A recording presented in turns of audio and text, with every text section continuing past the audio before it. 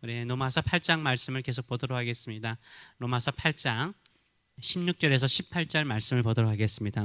성령이 친히 우리의 영과 더불어 우리가 하나님의 자녀인 것을 증언하시나니 자녀이면 또한 상속자 곧 하나님의 상속자요 그리스도와 함께한 상속자니 우리가 그와 함께 영광을 받기 위하여 고난도 함께 받아야 할 것이니라. 생각하건대 현재의 고난은 장차 우리에게 나타날 영광과 비교할 수 없도다. 아멘. 우리 이 말씀을 가지고 고난은 영광에 이르는 길이다, 고난은 영광에 이르는 길이다 라는 제목으로 같이 은혜를 나누기를 원합니다. 우리는 하나님의 자녀입니다. 성령께서 하나님의 자녀들에게 내주하십니다. 성령께서 우리가 하나님의 자녀인 것을 증언하십니다. 성령께서 우리가 하나님을 아빠 아버지라고 부르면서 기도하게 하세요. 우리는 성령의 사람이에요. 우리는 하나님의 자녀인 줄 믿습니다. 그래서 16절은 이렇게 말하죠. 성령이 친히 우리의 영과 더불어 우리가 하나님의 자녀인 것을 증언하신대요. 성령께서 계속해서 우리 마음속에 너 하나님의 자녀야, 너 하나님의 자녀야 이렇게 계속해서 증언하시는 거예요. 그래서 우리는 하나님의 자녀라는 확신을 가지고 살게 되는 줄 믿습니다. 자녀이면 자녀에게 주어지는 것이 있죠. 상속이 있죠. 상속이 있습니다. 아버지로부터 부모로부터 물려받는 상속이 있습니다. 자녀이면 또한 상속자입니다. 우리가 하나님의 자녀라면 우리는 하나님의 상속자인 줄 믿습니다. 17절은 이어서 이렇게 말하죠. 자녀이면 또한 상속자 곧 하나님의 상속자요 그리스도와 함께한 상속자라고 말하고 있어요. 우리는 하나님의 자녀이면서 또한 하나님의 유업을, 하나님의 유산을 물려받는 상속자라고 말하고 있어요. 누구의 상속자요? 하나님의 상속자, 그리스도와 함께한 상속자라고 분명하게 말하고 있습니다. 성령은요 우리 안에 너는 하나님의 자녀야, 자녀일 뿐만 아니라 하나님의 나라라는 기업을 물려받는 상속자라고 분명하게 말하고 있어요. 그렇다면 하나님의 상속자, 하나님의 상속자의 특징은 뭐가 있을까요? 하나님의 상속자의 특징은 뭐가 있을까요? 오늘 본문은 두 가지를 이야기를 해요. 그것은 뭐냐면 고난과 영광이라는 거예요. 하나님의 상속자의 특징은 고난과 영광이 있는 거예요. 영광만 있는 것이 아니라 고난도 있다고 분명하게 말하고 있어요. 하나님의 아들이신 예수님께서 이 땅에 오셔서 고난을 당하셨어요. 십자가에 죽으셨습니다. 이 땅에서 고난이 있으셨어요. 그리고 3일 만에 부활하시고 하나님 아버지 우편에 앉으셨습니다. 영광을 얻으셨어요.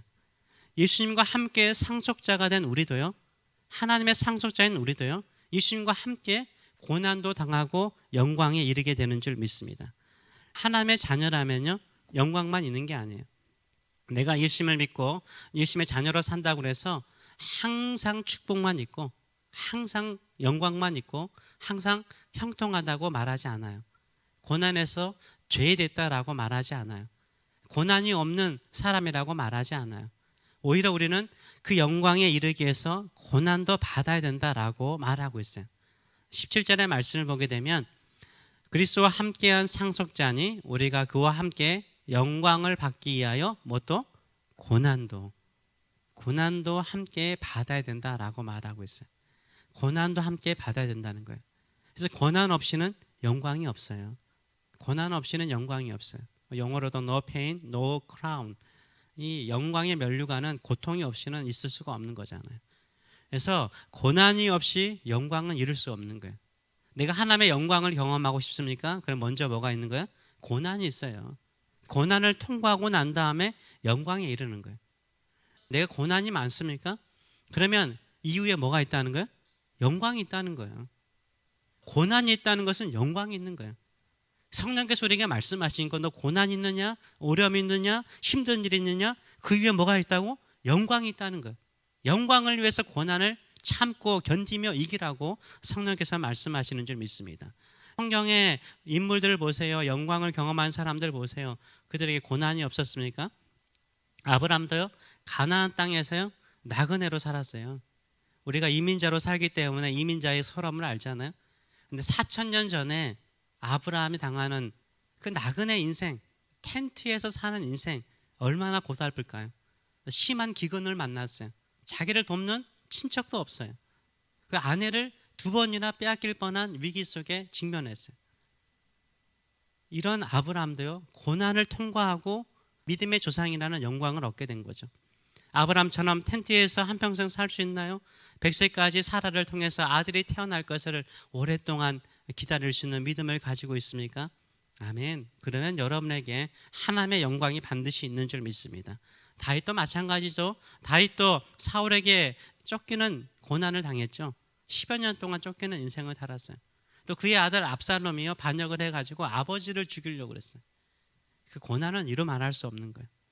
그러나 그 도망자로 살지라도, 아들까지 나를 죽이려는 그 고난 속에 있을지라도 믿음으로 산다면 그 고난이 끝나고 난 다음에 주의 영광이 있는 줄 믿습니다. 예수님도 마찬가지죠. 예수님도 고향 사람들에게 배척을 받았습니다. 십자가에서 죽으셨어요. 예수님처럼 십자가를 질 수 있습니까? 수많은 조롱과 무시를 견딜 수 있습니까? 그 고난 위에 반드시 영광이 있는 줄 믿습니다. 사도 바울도요, 수많은 고난 속에 살았죠. 선교하면서 쉽지 않았습니다.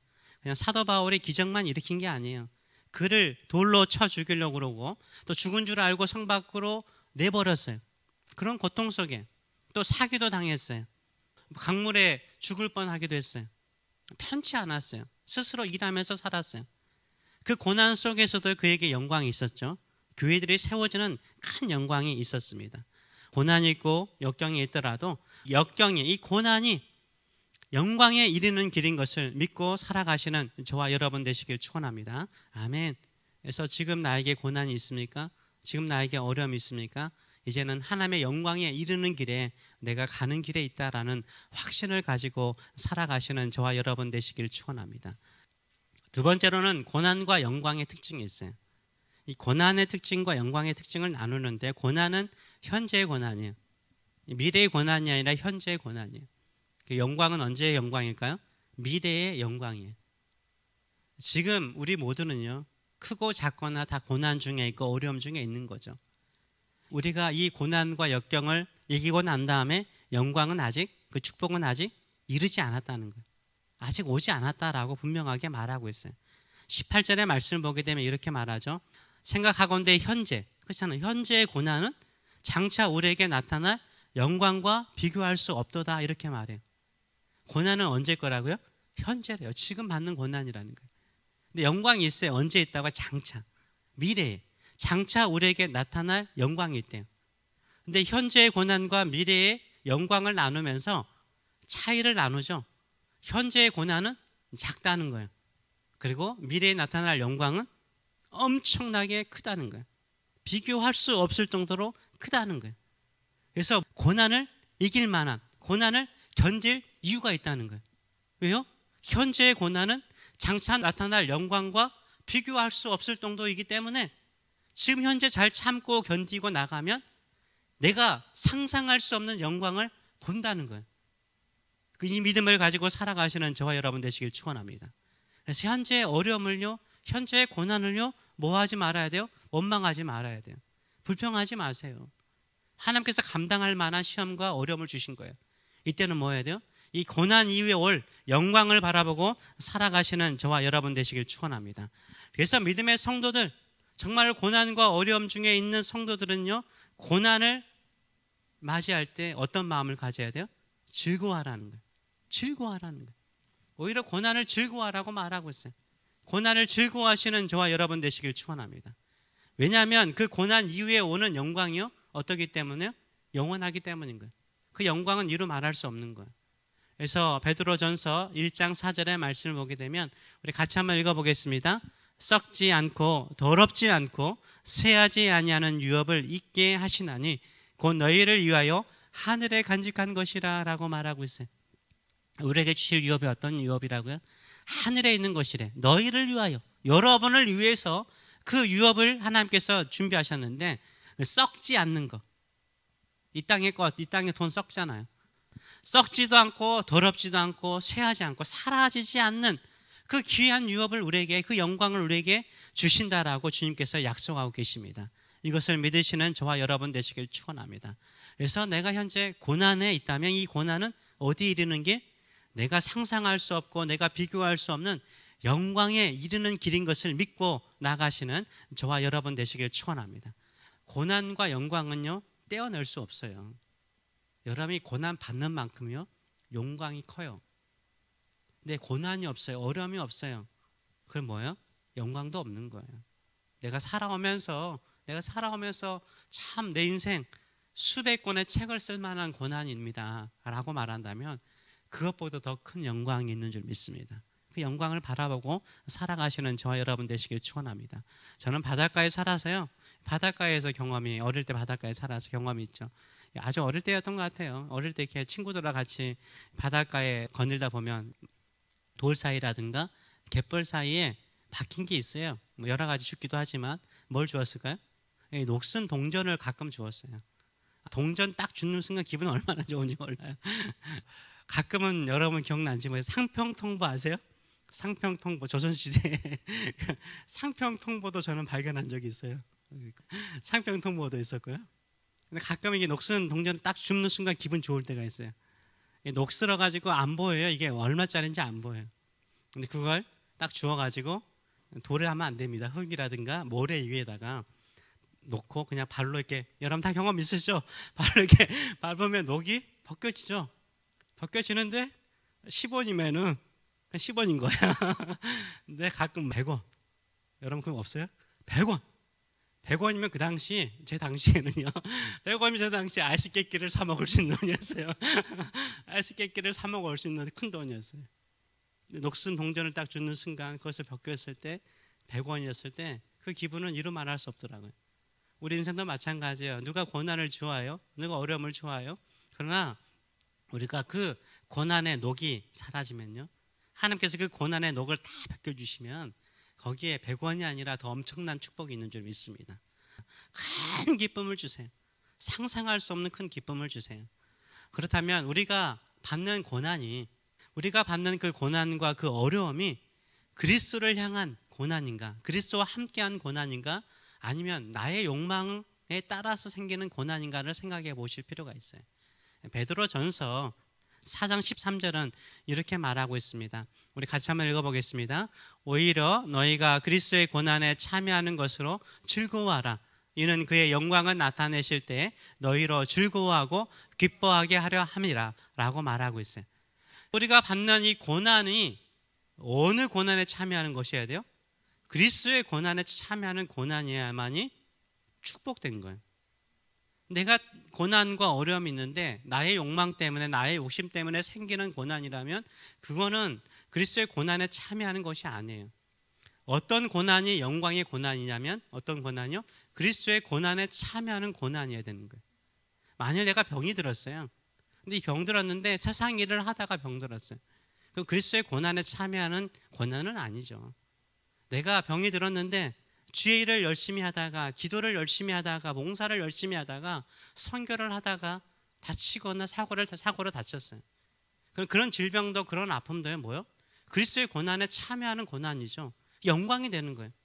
내 욕심을 따라서 내가 병들었으면 그 영광 아닌 거예요. 내가 썩어질 것을 위해서 수고했던 거죠. 썩어질 영광을 위해서 수고했던 거죠. 내가 가난해졌어요. 왜 가난해지셨어요? 내 욕심을 따라서 사업을 하다가 너무 무리하게 도전해가지고 돈을 다 잃어버렸어요. 가난해지는 게 뭐예요? 자기 욕심 때문에 가난해졌잖아요. 그리스도의 영광에 참여하는 게 아니에요. 근데 그 물질을 가지고 열심히 섬기고 주의 말씀대로 돈을 벌려고 그러고 주의 말씀대로 살려고 했다면 그 그리스도의 고난에 참여하다가 가난해진 거예요. 그 가난은 뭐예요? 영광의 가난이죠. 반드시 하나님께서 영광으로 채워주실 거예요. 혹시 명예를 잃어버렸습니까? 세상에 영광이 있는데 명예가 있어요. 근데 사도 바울처럼 배설물처럼 여기고 그 영광스러운 사회적인 직분이 아니라 교회를 섬기는 일에, 주의 복음을 증거하는 일에 자신의 명예를 버렸다면 그리스도의 고난에 참여하는 거죠.